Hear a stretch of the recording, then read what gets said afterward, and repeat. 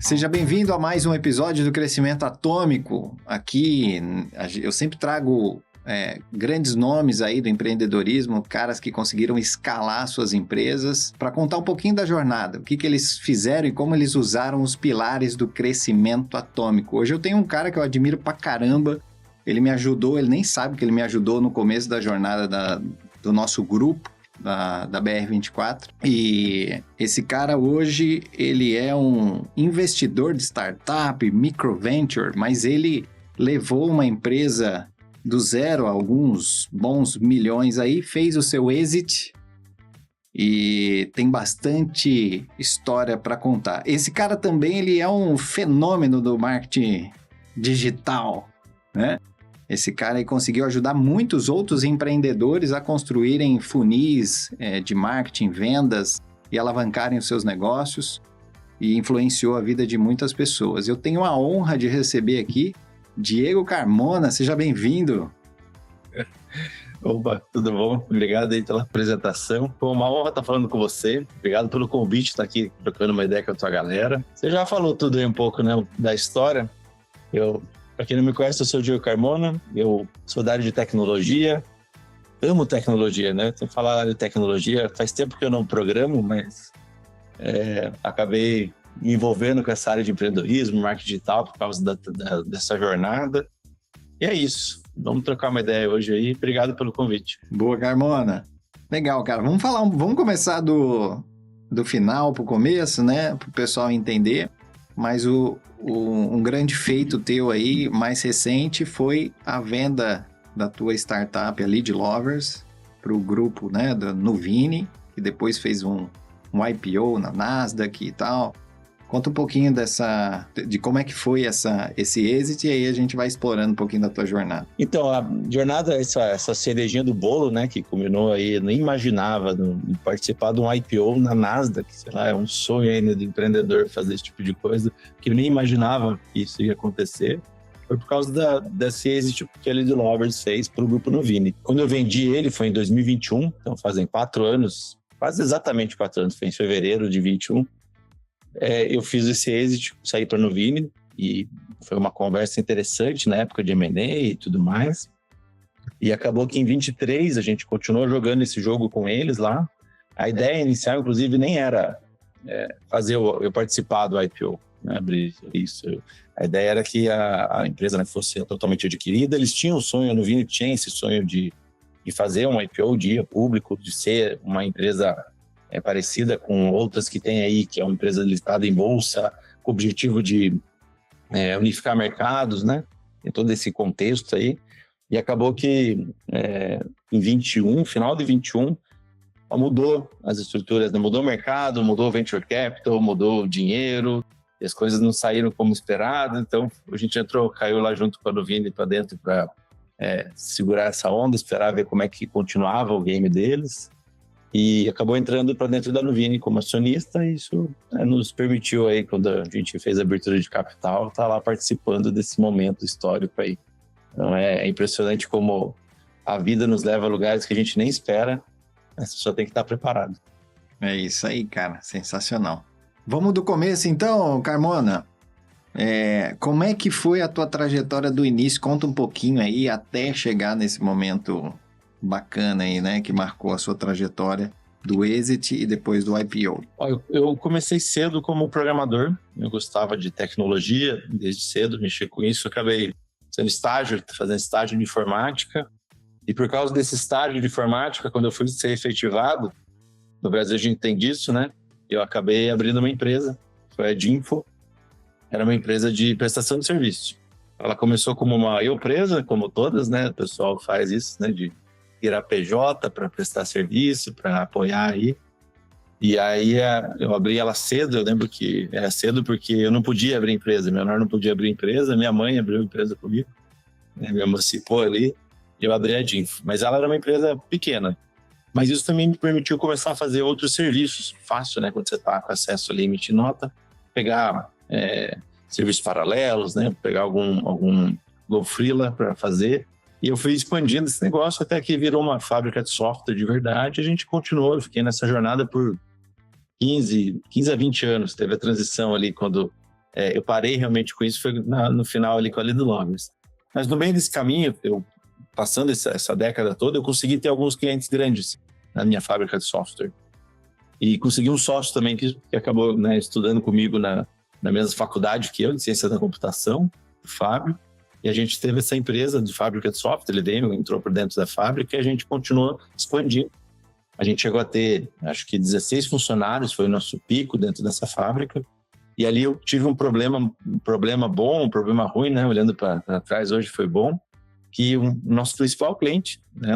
O cara que pagava, sei lá, acho que 70%, 80% da conta ali, uma grande empresa que lidava com bancos e grandes corporações, e a gente prestava serviço, ela foi vendida por uma empresa multinacional. Chegou essa empresa multinacional, comprou essa operação, e aí esse pessoal de fora já tinha software, já tinha estrutura.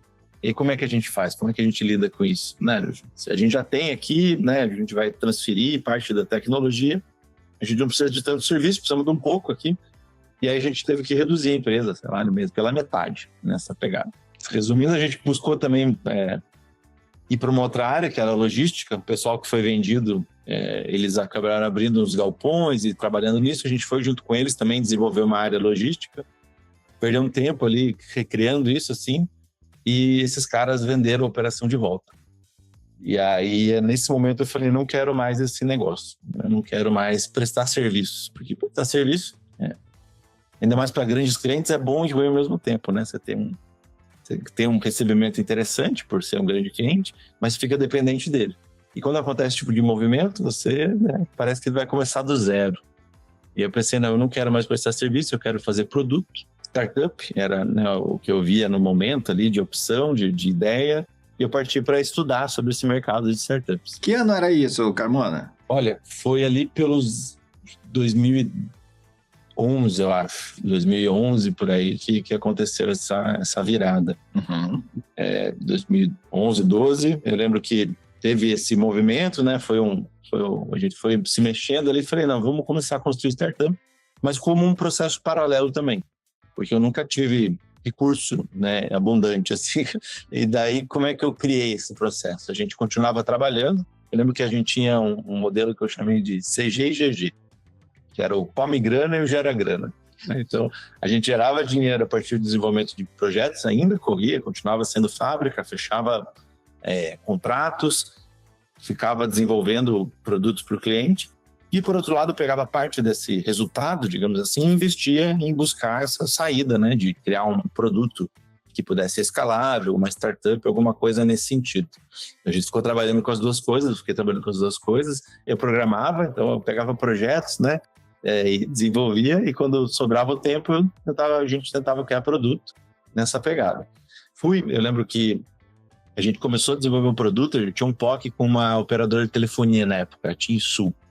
E a gente construiu, cara, olha só que louco, né? Fazem, sei lá, 15 anos atrás, 20. Era um software não era inteligência artificial, era um interpretador de linguagem natural, porque na época só tinha SMS, não tinha, né, acesso no smartphone como é hoje. E eles queriam fazer que os clientes da operadora acessassem informações de parceiros mandando SMS em linguagem natural. Então você podia conversar com o robô por SMS, pedir boletim das ondas, horário de cinema, e o sistema entendia aquelas mensagens e acessava no banco de dados e devolvia a informação. Hoje isso está tão simples, né? A gente é acostumado com o ChatGPT. Era algo parecido com isso. Era um robô que as pessoas podiam trocar ideia, você podia treinar o robô e podia acessar a base de dados a partir daquele robô. O Brian chamava o projeto. E a gente, com a TIM, a partir da SMS, billing, acabou não dando muito certo, mas a gente ficou com esse produto na mão. E a gente colocou ele no Twitter, que estava começando na época, o Twitter era a rede social que existia, e começou a bombar. O pessoal interagia com o robô, alguns não sabiam que era robô, passavam para outros, e aquilo viralizou.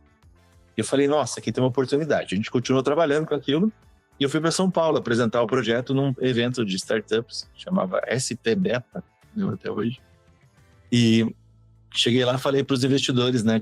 Consegui uma rodada com o pessoal lá para conversar. Cheguei na mesa e falei, tem esse projeto aqui, a gente é fábrica, contei toda a minha história, contei sobre o que a gente estava fazendo. E aí o cara me fez uma pergunta, né? Falou, porra, parece ser muito interessante. Quantos clientes você tem? Eu falei, cara, nenhum, né? A gente está desenvolvendo o produto ainda. Né? Ele vai colocar no ar, mas tem esses testes aqui e tudo. Daí ele continua, tá, mas você não colocou para vender? Você não buscou isso? E para quem vem da área de fábrica de software, isso foi uma explosão mental ali na época. Que, pô, a gente não colocava produto bugado no ar, a gente passava por teste, tinha time de especificação, né, para colocar aquilo, você tinha um cuidado com aquilo. E aí eu falei, não, o produto está inacabado, não tem como que eu vou colocar no ar assim para ver se, né, a hora que a gente terminar o produto, eu vou vender. Eu tenho certeza que o pessoal vai comprar. Aí ele falou, tá, então deixa eu ver se eu entendi, você quer gastar mas não sei quanto dinheiro, mas não sei quanto tempo, 6 meses da tua vida para descobrir se alguém quer comprar um robô? Aí eu falei, puta, é isso que eu quero. Não faz sentido, né? Enfim. E aí eu fui atrás de procurar uma aceleradora de startups na época. Eles tinham uma pegada, comecei a entender esse modelo, né, do MVP, de como testar. E a partir daquele momento, na aceleradora, eu entendi essa pegada. Tipo, eu preciso primeiro validar a ideia, né? Eu não tinha muita clareza disso no mundo digital. E aí eu fui buscar vender o robô. A gente parou de desenvolver o robô. Aí buscamos vender o robô. E aí eu descobri que eu não conseguia vender para ninguém o robô. Ninguém queria comprar o robô, né? A gente testou várias coisas ali e eu não vendi o robô. E falei, puxa, legal, né? Já me economizou um tempo aí, vamos buscar outras coisas. A gente foi pivotando as ideias, né? Do Brian partiu para um projeto que chamava Twitter. A gente também tentou, eu lembro na época, a gente pegou esse robô e plugou e veio um cara falar comigo no evento, que era da Get Ninjas, a startup.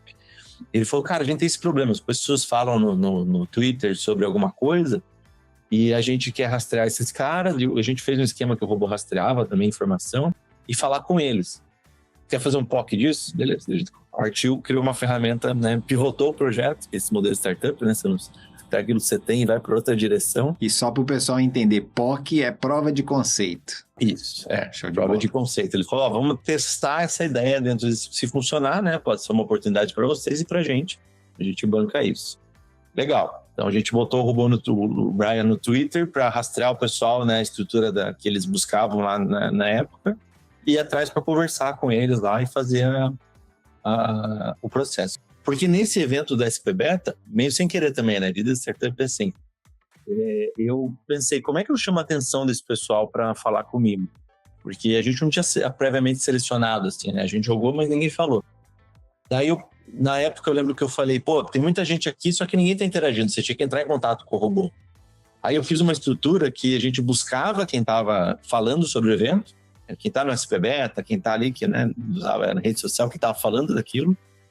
Pegava o que o cara falou, e ficou muito bom, porque em vez de só entrar em contato, ele pegava o que o cara tava falando e jogava pro robô. Então falava, sei lá, que droga, eu tô aqui na fila do SP Beta. Aí jogava pro robô como se ela tivesse falado, que droga, eu tô aqui na fila. O robô devolvia, pô, que droga, eu também não gosto de fila, é muito ruim tá parado, né? E puxava assunto, digamos assim. E o pessoal começou a interagir com o robô durante o evento, e aquilo chamou a atenção do pessoal, e aí que eu fui trocar ideia. E nisso, o cara da Get Ninjas falou comigo, eu posso falar comigo? Como é que é isso? E a gente começou a partir daquilo, sem querer também a buscar essa ideia. Nossa, eu acho que eu nunca contei essa história, legal, coisa assim, né, em algum vídeo. Foi muito interessante, assim, enfim, e a gente pivotou, que é um outro termo, né, pra quem não sabe do mundo startup, que é isso, é você trocar de ideia, né, voltar para validação, mas sem perder o teu ponto inicial. A gente já tinha aquela estrutura, não funcionou para a venda direta, né, de robô, mas talvez um side project, ali, um processo que fizesse algo parecido, né, uma outra tentativa, um outro mercado, outro modelo de negócio funcionasse. Então, a gente pivotou ele para esse produto, Twitter, na época ainda, e fazia isso. E começou a funcionar. Só que ao mesmo tempo deu problema, né? Não funcionou. E eu lembro dos problemas ainda, tipo... O pessoal, o problema era quando dava falso positivo, digamos assim, e aí o pessoal denunciava o robô e acaba caindo a conta. Que era algo assim, né? Eu lembro de um caso que a menina falou assim, porra mãe, não me enche o saco, eu não preciso de babá. E aí o robô entrou em contato e falou, precisando de babá? A gente da Get Ninjas tem a solução. E aí o pessoal, pô, vai se ferrar, e denunciava e tal. E aí, quando acontecia isso, a conta acabava caindo, né? Então, não tinha uma sustentação, era muito complexo esse processo e acabou não funcionando. Enfim, a gente continuou nessa jornada por 3 anos, pivotando ideias, buscando encontrar esse modelo de negócio que fosse repetível, escalável, vendável, né? Que é a ideia do conceito de startup. E passou esses 3 anos, a nossa última, digamos, startup desse processo, pivotando o Brian desde então. Era um sistema, as redes sociais ainda estavam começando já a funcionar, Facebook, né, para rodar. E a gente criou o Postlist, que era um sistema de automação de postagem para mídia social, assim, de ajudar o pessoal a criar aquilo e postar. E tinha um monte de feature dentro dessa ferramenta que a gente foi criando e acabou também, não conseguia escalar, né? Não conseguia vender. Ou minto, vendia, só que o processo de vendas, ele era muito parecido com o da fábrica de software. Eu tinha que ir atrás do cliente, tinha que, né, marcar com ele, mostrar para ele a demo e tal, para o cara fechar. E eu não queria isso. Eu pensei, pô, dá para escalar, né? Como é que eu vou escalar isso aí? É chato, tem que ter um jeito, né, de despertar isso das pessoas. Não consegui. Problema-solução, que é o mundo, né, das startups. Qual que é o meu problema aqui? O problema é vender online. Qual que é a solução disso? Não sei, né? Deixa eu pesquisar sobre isso. É aí que eu comecei a olhar para o mundo do marketing digital. Pesquisar sobre venda online, pesquisar sobre, né, esse tipo de coisa, né? Marketing online, venda online. E nesse processo de descoberta, eu acabei tropeçando nesse mundo que estava começando a começar no Brasil, a ebulição desse processo no Brasil, 2014, 2013, no final de 2013 para 2014, o Érico Rocha estava falando da fórmula de lançamento, já começando o movimento, e tinha um cara chamado Conrado Adolfo, que também começou a falar dessa parte de marketing, fazendo um lançamento de um produto lá digital, e abrindo, assim, era meio que um lançamento, né? Ele explicava e mostrava o que estava acontecendo, não sei. E eu fiquei impressionado com aquilo, do jeito que ele apresentou, os números desse mercado. E de cara, que eu descobri esse pessoal, ele era melhor que a startup. E na startup, no mundo da startup, que já era incrível, a gente tinha que fazer MVP, né? Você fazia o mínimo produto viável, tipo, não tinha inteiro o produto, mas um protótipo, um demo dele para vender. E esses caras, eles vendiam o futuro, eles faziam o sumário do que ia acontecer e vendiam. E vendia milhões daquilo. O cara fez 1 milhão. Eu falei, que absurdo. Como é que os caras fazem isso? E fiquei pesquisando, olhando para isso. Só que a minha realidade na época era outra. E aí, quando ele abriu o carrinho, o Conrado, desse negócio, eu falei, puxa, muito legal. Mas ele, acho que era 3 mil reais na época. Eu falei, nossa, quem que paga 3 mil num produto, né? Tipo, online, um curso. Não vou. E não comprei o produto Conrado.